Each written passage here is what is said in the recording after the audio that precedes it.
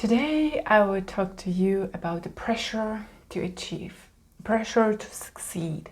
And if you've ever been experiencing that internal push to do something, whether you actually do it or not, and maybe if you're sometimes stressed or have been resenting that feeling inside of you that demands of you to achieve, to succeed, to push yourself harder so that you produce something outside, this video is for you.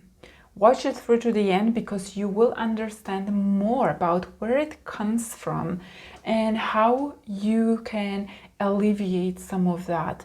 Not so that you don't achieve, but actually so that you make achievement more effortless and more balanced and more healthy in your life. I had an idea about this video a few weeks ago after I moved to Portugal. And I have moved here and there was a lot to handle, a lot to take care of, to actually find a place where we could live, which is basic need, to secure a lease for apartment, to recover after months of preparation, of build-up stress and the things that we had to take care of. There was a lot of factors that came in place, and yet there was a part of me that was kind of whispering to my ear, like, when are you going to go back to work? When are you going to resume your activity? When are you going to record another video? And it was demanding of me to do something that in reality was not the priority at this moment, because I had other more important things that were not related to my work that I had to take care of. And even rest and having some time to recover after many months of stress is more of a priority in that situation when you look at it with a healthy and balanced mindset. But there is a big part of me that I used to struggle with that have imposed on me that pressure to achieve, a pressure to succeed. And in the times of stress, if you have watched my channel for a while, then you know that in the times of stress, we go back to the old patterns. No matter how long you have worked on some issues, you will go back, you will relapse to the deepest ingrained patterns of your psyche. And one of those patterns was the pressure to achieve, a pressure to succeed, a pressure to have some success, a pressure to work. Some internal conflict that comes in place in a lot of people that I know and in a lot of people that I've worked with. And I have worked on this subject really extensively for myself and for others, because there is a lot of damage that the internal pressure produces. I want to create a distinction right from the beginning. I'm not talking that ambition in itself is damaging. I'm talking about the internal pressure to achieve and to succeed, to be ambitious, is what can be damaging. So the pressure itself implies that there is inner conflict inside of you. I want to talk about that organization of your inner dynamic, because this is important. There is a lot of people on the area talking about productivity, about mindset, about how you could shift your mind to be more productive, to achieve more, to succeed. But if you've ever tried to do that and yet you have found yourself be procrastinating or under pressure or burn out or exhausted, then you know exactly what I'm talking about. Those mindset hacks, they don't work, because it's not a mindset problem so much. It's something that's much deeper. It's something that resides inside your psyche. It goes way down to your energy organization, down through your nervous system. And it's something that subconsciously guides your thoughts, your actions, your feelings, just as it did to me. So from early childhood, we are being fed that idea that we are what we are making in money, what we achieve. We are what we produce. We are our success. And you know, as a young teenager, I was really rebellious, and you know, if you know me, then my idealistic ways are still a part of me, but I see things in a different way. But back then, when I first heard the phrase, the words net worth of a person, I was infuriated. I couldn't comprehend in my mind how a person could be equated to what they're making, that the worth, the value of a person is what they're actually earning or what their assets are worth. I couldn't comprehend this in my mind.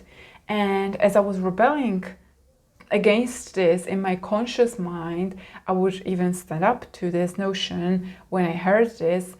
Somehow, subconsciously, it created an imprint. And unconsciously, I internalized that belief, internalized this notion, so that it actually, regardless of all my rebellious ideas and how much I resisted this, I still internalized this to that degree that it guided my feelings, my emotions, my thoughts, and my actions for the next couple of decades. How does it happen that we internalize this notion whether we want it or not? I'm not going to go into detail of how we're being programmed, but basically what you have to know that the associations we create as children, and if you're rolling your eyes up, I can't help this, but I have to talk about how psyche is formed. And because we are so dependent on our parents, we internalize what they believe, what matters to them, because this is how they show their affection to us. And whether we're being accepted and validated by them or not, it really creates our sense of safety and belonging, and really goes down to our survival need, because we are so dependent on the acceptance of our parents and how well we perform as children and for what we are being rewarded and validated. This is what shapes our psyche as what is needed of us, even when we're adults. So if you can remember from your childhood, you probably have been rewarded for when you brought good grades, right? When you were obedient, when you achieved something in school. Maybe you were praised by a teacher, maybe you have won some competition in school, and we are being taught to compete against others and to create those achievements, and then we can enjoy the affection of our parents and our family because we're being put in the center for what we've produced, for the achievements that we created. This is what creates those imprints. And by the same token, but on the flip side, you must remember the time when you actually disappointed them, when you failed their expectations. You also internalize that memory so deeply because the pain is unbearable. When you come home with bad grades and you meet disappointment, when you meet disapproval, the withholding of their love, what happens is that pain runs so deeply that it creates a memory in your nervous system that you would want to avoid by all means. And this is what we as adults are actually doing by pushing towards achievement.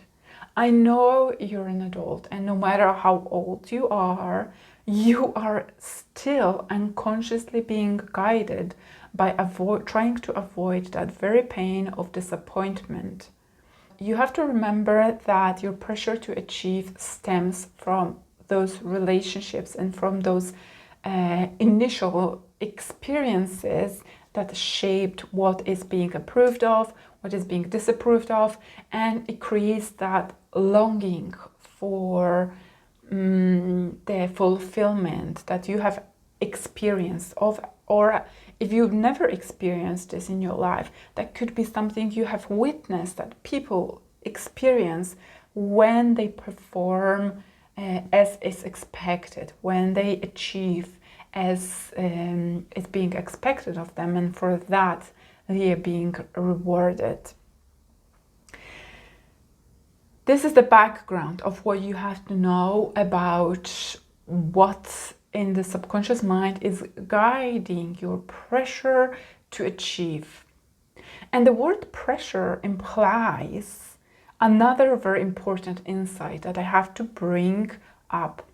The pressure implies that there is another part of you that wants to resist this pressure. There is a core of you that doesn't want to be pressured, right? And that means that without that pressure, maybe you wouldn't be able to achieve, because only when you put that pressure on you, you know, something in you believes that you wouldn't be able to perform that work. So you internalize all the dynamics that were going on in your life externally. So, you know, it probably has worked in your life to some degree that you were putting some stress on you, and for that you were producing some work. But you also experienced that, you know, regardless of how much pressure you've put on yourself, there have been times that you've procrastinated, and there were times that you didn't show up fully, that you didn't do your best work, regardless of that pressure. So whether you actually do the work or not, the pressure still causes the tension inside of you. And how to relieve that pressure, how to relieve that tension? Well, probably what you're doing right now, you release that tension through achieving. And I'm guessing, if you're here, that whatever achievement you're producing, they're not giving you that fulfillment that you have longing for, right? Any achievements and any success can be very short-lived, because you are being motivated by different factors, by those internal dynamics that seek love, seek validation, and seek approval. But this is not something you can get from achievement as an adult. That's why the key here is what I wanted to share with you. You have to go back to your original motivation. You have to inspect, and the best way to do it is in journaling. What have you been motivated by so far? What ideas, what longings have you been seeking by producing your work or trying to achieve? Whether you have been doing the work and achieving or not, it doesn't matter. But the inner pressure, what has that been guided from? And you can do that in writing. You can sit down and take a pen and paper, go old school, and write all those things down and be honest with yourself. Really go deep and go farther than 5 or 10 minutes. Really try to think about what has been motivating you and how have you been feeling when you've been doing that? When you've achieved, have that fulfilled you really so much as you wanted for you to be fulfilled? So really go and do that. And the second key insight to this is that since your motivation, original motivation, is on seeking validation, and through that longing, original longing that you have to looking for what that achievement could bring you, you should swap that motivation that you have to being something different. In one of my recent videos, I spoke about competition, and this kind of ties in this topic because originally how we perform in this world is through the idea of scarcity. And because we're afraid of failure, because we're afraid of that original pain that we could feel if we don't achieve, you have to change the point of reference, which is the motivation. When you come to this area of sharing your gifts, this is where you're trying to achieve your goals, whatever vision you have, you can imagine it, and ask yourself simply, what would be other motivation? How else can I feel accomplished? To like achievement is kind of equivalent of feeling of accomplishment in our mind, but very rarely it is. How can I feel accomplished in this area where I'm seeking to achieve? And who you're playing with in that area. When you think about the world as play, then it kind of softens the pressure. Because if you're a participant of this play and you're playing with receivers of that service or the gifts that you have, then the achievement you're seeking is not the actual outcome. Is your part in it needs to feel like it's completing you, like it's fulfilling you. Many people that I know would come and want to achieve because I want to make $1 million. This is their outcome that they're seeking to achieve. Or I want to achieve, to be successful in this business. But it doesn't really explain what that would mean. These are side effects of being accomplished in the dynamic of giving and receiving. These are simply side effects. And most people make that original mistake. And you focus on something, you make your happiness conditional based on the outcome, and you don't know how it's going to play out. Whilst you could actually feel accomplished through the exchange of your gifts and values with another person, with another organization, or wherever you're seeking to achieve and succeed. So I encourage you to ponder on this, journal about this. How have you been so far motivated? What have your motivation been? And be honest with yourself. Don't beat around the bushes. Just be like raw and honest with yourself, because through that honesty, you will find your places where you can shift your mind, where you can shift your psyche, when you can shift your orientation. And only when you shed the light on this and know where it comes from, where your needs comes from, and that through contribution, you can actually feel achieved in this world already, then you will see that you can actually feel more accomplished, not conditionally from an outcome that you have been seeking so far. So I hope this has been revealing, that you've had some insights. And for now, I just want to leave you with that idea. Go and journal, go and create from your heart, and I'll see you in the next video.